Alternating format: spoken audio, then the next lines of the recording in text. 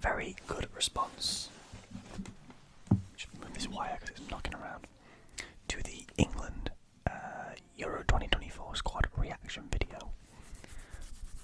We're doing the same for Germany. So, no real reason why I'm doing Germany first out of the rest of the sides, other than I visited there recently. So I thought it was kind of cool to just do that, you know. Germany are actually a squad that I think are a sleeper squad in this tournament.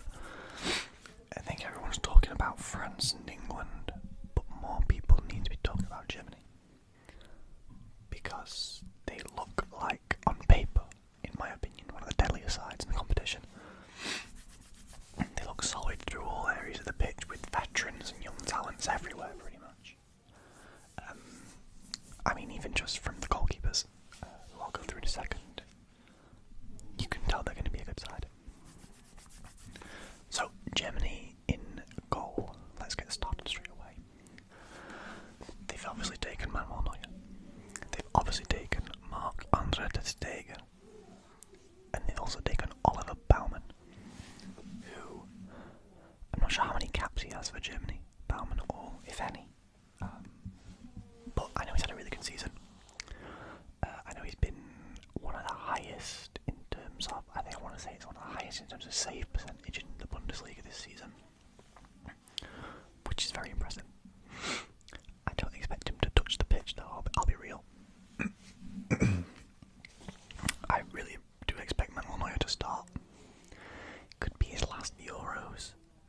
He probably has one more where he's 38 years old. But I mean, he can still put a shift in. He's still a great goalkeeper. I think he'll perform. Ter Stegen is someone that, apologies, is someone that I think has been very unlucky to miss out the last few years, just due to how incredible Manuel Neuer is in goal for Germany. Ter Stegen's a brilliant goalkeeper. Been Barcelona's number one for a long, long time. Consistently performing well. Always talked about very highly by, other goalkeepers. But just very unlucky that he plays for Neuer the same time. Plays for Germany the same time that Neuer does, sorry.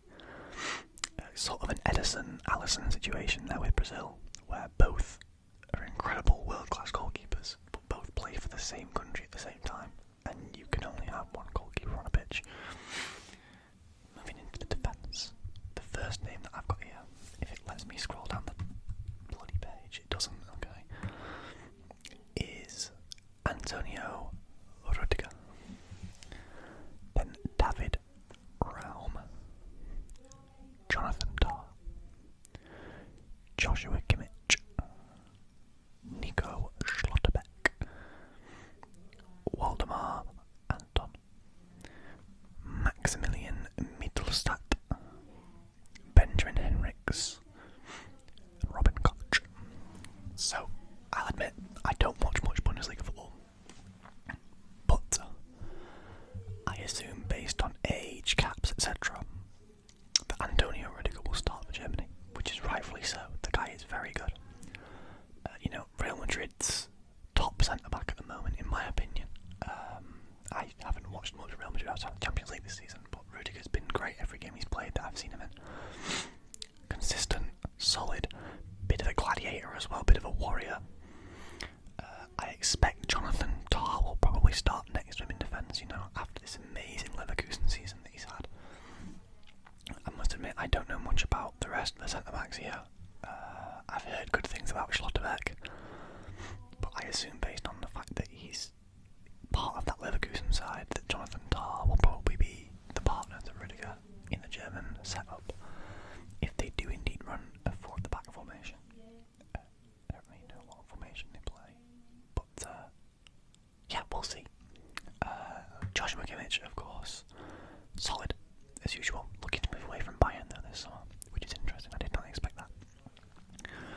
David Raum, as I mentioned, I don't know much about, but based on his stats that I've seen, looks really good. Nico Schlotterbeck is another one that I don't know much about. He's the youngest player in this defence though, at 24 years old, which to me suggests he probably won't get much time on the pitch, but again, I don't know how the German manager's planning to set up. Waldemar Anton is a name I haven't heard all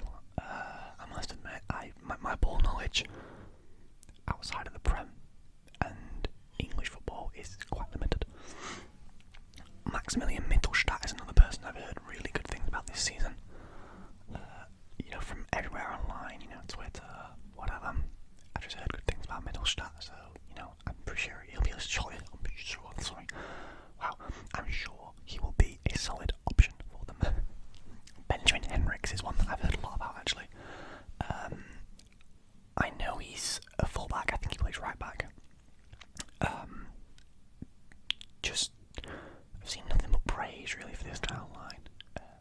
Let me know if you're German or a fan of German football, Bundesliga, whatever. Let me know if Benjamin Henriks is as good as I'm saying he is, or I've heard he is. Because it's a player that interests me. You don't hear about him much, but when you do, you always hear good things. And then Robin Koch, I believe, is a left back. I think he used to play for Leeds in the Premier League. But yeah, going to the World Cup. Good on the guy, 27 years of age. Could perform pretty well. Apologies for the interruption. As I was saying, Robin Gosens being omitted from the team. I think he's had a really good season, if I'm correct in saying that.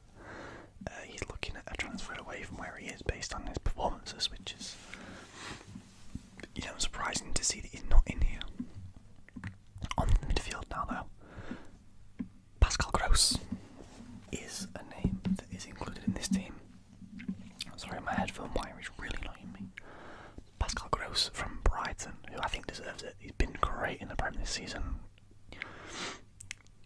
Sort of does the dirty work for Brighton a lot of the time, which is the kind of player you want in certain situations, but also very good with the ball, really good passer of the ball, as are most of the German players. Especially this guy up next, Toni Kroos. Now Kroos is going to come into this wanting this tournament badly. If you don't know, Toni Kroos is retiring at the end of the season. He played his final game for Real Madrid in a Champions League final win the other day, a couple of weeks ago. And at the end of the season he will be retiring from international and club football. So this is going to be a big tournament for him. I think he's got a lot to play for. I think it'll be interesting. Not that Toni Kroos needs to prove anything, because the guy is incredible at football. Always has been, always will be. Jamal Musiala, however, is a very new name. Now a very good name nonetheless. One of Bayern's star men this season. The link up with Harry Kane, Leroy Sané, who's coming up soon. But overall, I think Musiala is probably the brightest talent in this tournament, beyond another name that's going to come up shortly. There's a lot of young talent in this tournament, but Musiala for me stands out a lot. 21 years of age, to be so good and so able, it's just crazy. Chris Furyk is a name that I have never heard before. Admittedly, I don't know who this guy is. If you do, please let me know. I always find this with the German squad. I never really know anything about the players that play for them. But I have heard of Florian Wirtz. I've definitely heard of Florian Wirtz this season, by Leverkusen's star boy. Absolute wonder kid. Been crazily good for Bayer Leverkusen this season. Yeah, I know he's got a lot of goals and a lot of assists. I don't have stats in front of me, unfortunately, but I know it's a lot. As has this man, Leroy Sané. So Leroy Sané, if you remember him from the Manchester City days, was sort of forgotten about by Pep Guardiola, which is pretty crazy to me, because I think Leroy Sané is a talent. Watching when Bayern played against Arsenal in the Champions League this season, Leroy Sané looked really good for Bayern, as he always does. Very talented player, very naturally gifted player, ridiculously fast too. So it'll be interesting to see how he performs for Germany. Ilkay Gundogan, however, we know how he's going to perform. 33 years of age. Now if he partners Kroos in the midfield, that is one old but incredibly talented midfield. I think it'll happen actually. I can see Gundogan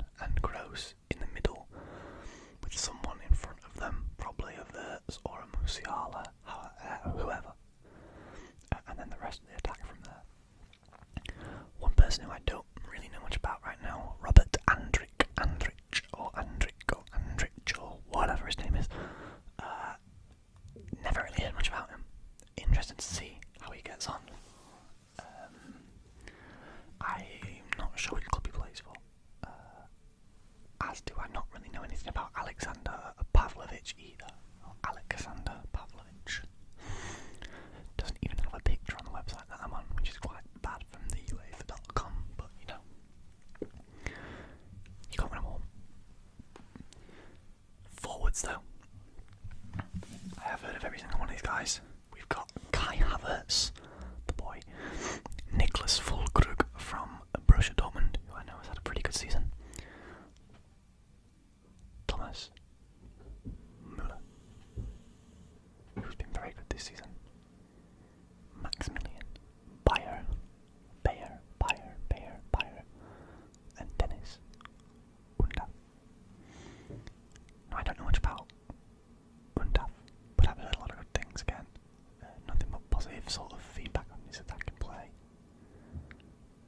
So I think the German squad will line up as such. Let me just write this final name in. Who do I think they're going to play up front, actually? I don't really know. I'm going to put this guy in just because I know who he is.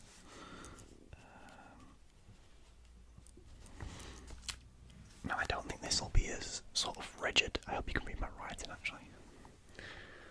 We've got Neuer in goal. Kimmich at right back. Rudiger and Tar. Realm at left back. Kroos and Gundogan. Wirtz in the middle. Musiala and Sane on either wing. And Havertz up front. Now, tell me if this is negative ball knowledge from me or not, because I'm not sure. But that's a team that I would pick based on what I've heard and what I've seen of these players so far. I hope I haven't embarrassed myself too much with that prediction. So, let me know how I did. Let me know what you would change about the squad. Let me know if you are a German supporter or someone who